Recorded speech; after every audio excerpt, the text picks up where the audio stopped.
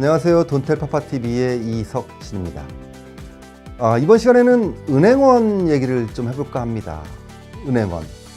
은행원들이 요새 입방아에 많이 오르내리고 있죠.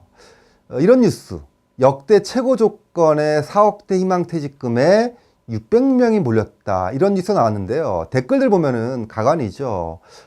저리 많이 퍼주고 은행 망했으면 좋겠다. 저러고 또 고용보험금 타먹겠지? 은행원들 하는 게 뭐 있다고 저리 퍼주나? 망할 은행원들. 이런 험담들이 댓글로 많이 달리고 있는데요. 일반 국민들의 박탈감 충분히 이해할 수 있습니다. 하지만 은행원 죄가 없습니다. 희망퇴직의 핵심이 뭡니까? 이렇게 말할 수 있죠. 한 번에 4억 받을래? 아니면 5년 동안 나눠서 1억씩 받고 퇴직할래? 이거예요. 전체 경제로 보면은요, 퇴직금은 저축이 아닌 소비 또는 투자로 전환될 가능성이 높습니다. 자영업 소득으로 연결되는 진정한 낙수 효과에 가깝죠. 은행은 손해일까요? 은행도 손해 아닙니다. 1억 5천 받는 지점장 내보내고 5천만 원도 못 받는 신입사원을 고용하면은 전체 임금은 오히려 더 낮아질 겁니다. 어쩌면 은행과 은행원 서로에게 다 윈윈이 되는 결과일 수 있어요. 자, 그러면 이런 뉴스는 어떻습니까? 2018년 6월달에 나왔던 뉴스인데요. 병상의 이건희 회장이 재산을 4조 원 불리면서 10년째 한국 부자 1위 지켰다라는 뉴스가 있습니다. 어떤 생각이 드나요?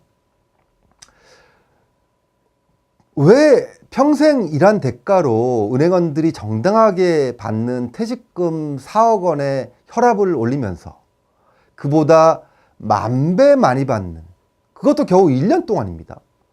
일하지 않았던 재벌 총수의 재산 불리기 뉴스에는 왜 이렇게 무덤덤해졌을까요?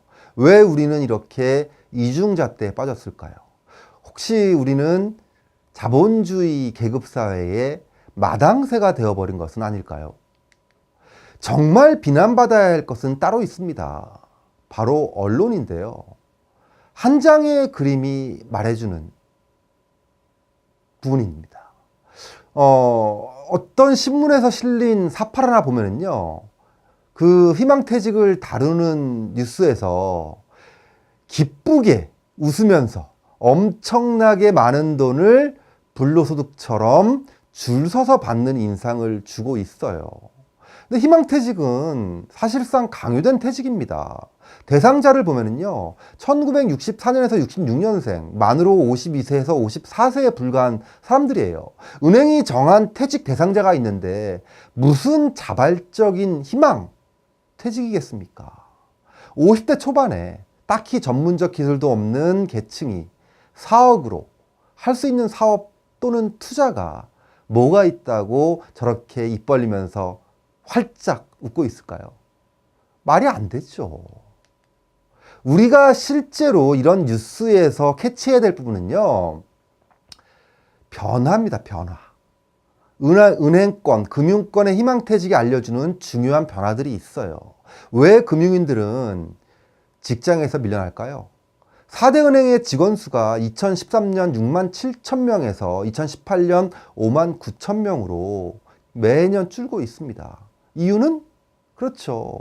비대면 계좌가 증가하고 있고 은행 내방계획들이 감소하면서 지점이 감축되고 있고 핀테크가 발달하고 있는 여러 가지 원인들이 있죠. 그럼 또 왜 50대가 타겟일까요? 관리자가 이제 필요 없어지는 시장이라는 겁니다. 수명은 점점 증가하는데 직장에서는 50대 관리자가 점점 필요 없어지는 사회. 전체적으로 보면은 사회적 비용 증가가 예상될 수밖에 없죠. 이에 대한 대처 방안 절실히 필요합니다. 인생 이모작에 대한 국가적인 교육이 점점 중요해질 수밖에 없다는 겁니다. 잊지 마십시오. 당신도 금방 50대가 된다는 사실을 말입니다.